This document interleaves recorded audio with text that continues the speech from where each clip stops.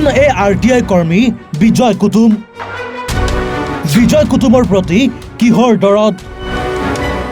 বহিষ্কাৰৰ পিছতো কিদৰে আছে সংগঠনত? চৰ্চালৈ আহিছে এজন RTI কৰ্মী, নাম বিজয় কুতুম।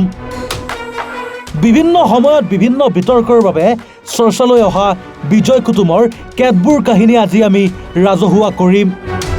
নিজকে RTI কৰ্মী ৰূপে পৰিচয় দি অহা বিজয় কুতুমে গঠন কৰিছিল এটা সংগঠন, নাম দিছিল right to information activities association. এই সংগঠনটোৰ সাধাৰণ সম্পাদকৰ পদত অধিষ্ঠিত হৈছিল বিজয় কুতুম। পিছে নিজৰ বিতৰ্কিত কামৰ বাবে এছ'চিয়েশ্যনৰ পৰা বহিষ্কৃত হৈছিল বিজয় কুতুম। এয়া বিজয় কুতুমক সংগঠনৰ পৰা বহিষ্কাৰ কৰাৰ নথি। ইয়াত স্পষ্টকৈ উল্লেখ আছে যে কৃষি বিভাগৰ দুৰ্নীতি সন্দৰ্ভত সন্থাৰ নামত ধনৰ লেনদেন হোৱা অভিযোগত বিজয় কুতুমক সংগঠনৰ পৰা বহিষ্কাৰ কৰা হৈছিল। এছ'চিয়েশ্যনে জৰুৰী সভা অনুষ্ঠিত কৰি এইজন বিজয় কুতুমক বহিষ্কাৰ কৰিছিল।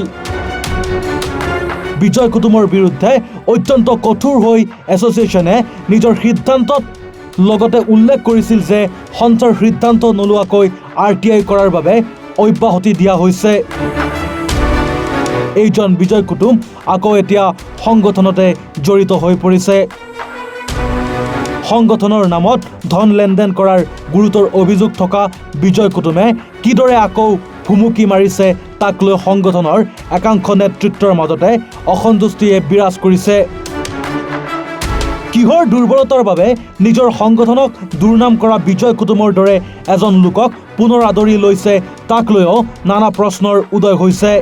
RTI কৰি সংগঠনৰ নামত ধন দাবী কৰা বিজয় কুতুমৰ আৰু কাহিনী আছে।